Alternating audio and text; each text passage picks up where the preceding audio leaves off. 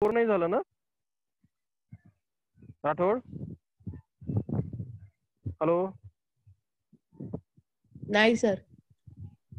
मृदुला, हे बघा हे बघा टीचर मध्ये मी असं बोलत असतो की तुमचा बेनिफिट होईल. हे फक्त टीचर आणण्याचा प्रयत्न करत नाही.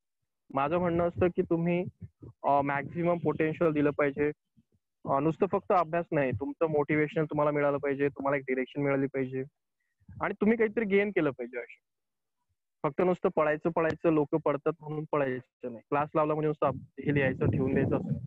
एक वेने चालायचं आणि मोटिवेशन घेऊन चालायचं आणि आपलं प्रगती करायचं. हा काय करतो तो काय करतो ते महत्वाचं नाही, आपल्याला काय करायचं हे बघून चालायचं. चलो ठीक आहे. तर आपला पॉइंट हा होता की आपण सेल नंबर 2 आणि सेल नंबर, हे बघा ही सेल नंबर 1 आहे, n इज इक्वल टू 1 आहे आणि n इज इक्वल टू 2 आहे. n इज इक्वल टू 1 ला l हा 0 असतो, इथे l हा 0 आणि 1 असतो. 0 म्हणजे याला आपण s म्हणतो आणि 0 ला आपण s म्हणतो आणि p असं असतो. ठीक आहे. l 0 असतो तेव्हा m हा 1 असतो.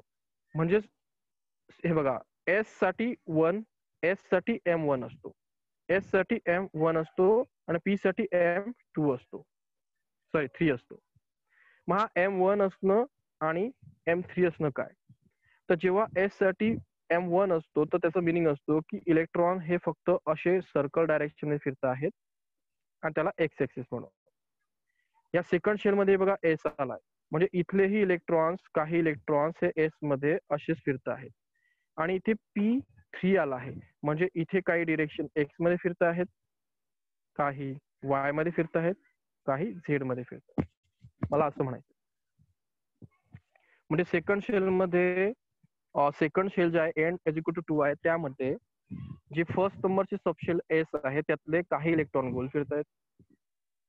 त्यानंतरची सबशेल आहे तिचं नाव आहे पी, त्यातलं फर्स्ट पोर्शन एक्स डिरेक्शन ने फिरतोय, second portion P direction Y direction फिरतोय, थर्ड पोर्शन झेड डिरेक्शन फिरतो आहे. ते दिसायला अशी आहे, हा एस, हा पी एक्स, हा पी वाय आणि हा पी झेड आणि हा रेग्युलरचा एस. याला म्हणतो आपण एस आणि पी सेकंड नंबरची सेल. कळालं? मला असं म्हणायचं. मग एम ने काय सांगितलं आपल्याला? एम ने हे सांगितलं पी मध्ये 3 डायरेक्शन असतात, एस मध्ये 1 डायरेक्शन असते.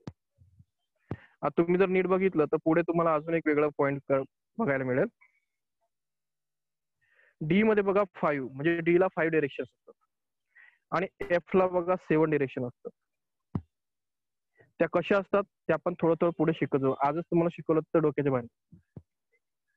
मग एम ने तुम्हाला काय दिलं? ओरिएंटेशन म्हणजे डायरेक्शन स्पेस मध्ये, स्पेस म्हणजे 3D मध्ये.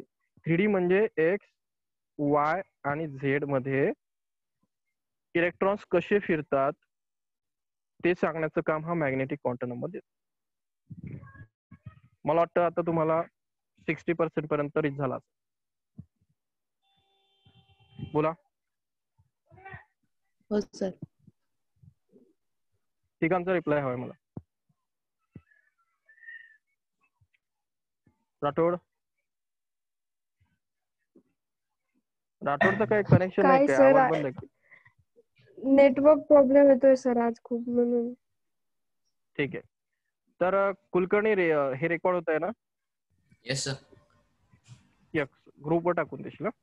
ओके. चलो नेक्स्ट पॉइंट आहे, लास्ट आहे स्पिन क्वांटम नंबर. तर तो आपण टुमारो कव्हर करणार, लास्ट नंबर. ठीक आहे सर. बोला. हे जे फोटोज आहेत ते तुम्ही ग्रुपवर पाठवून देता? हे का? ठीक आहे.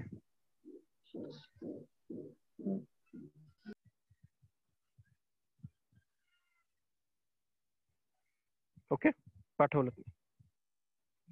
तर मला वाटतं बस झालं भरपूर, आणि तिथे अनवॉन्टेड आपण डिस्कशन केलं.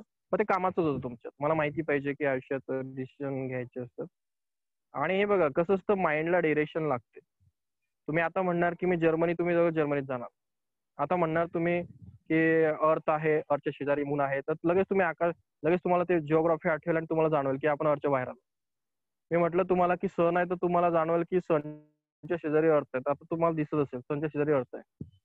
ब्रेनला फक्त डायरेक्शन लागते, जस्ट तो लगेच विचार कर. तर थोडासा तुम्ही तुमच्या करिअरचा विचार करणं कधी मस्ट आहे. 5, 7, 10, 15 दिवसात किंवा 1 महिन्यात तुम्ही विचार केला पाहिजे. माझं फ्युचर मध्ये करिअर काय आहे, मला करायचं काय. ठीक आहे, तर त्याच्यावरती डिस्कशन होणं कधीही चांगलं. तर थँक्यू. मला वाटतं की एवढं सफिशियंट आहे. आपण उद्या भेटू. डन.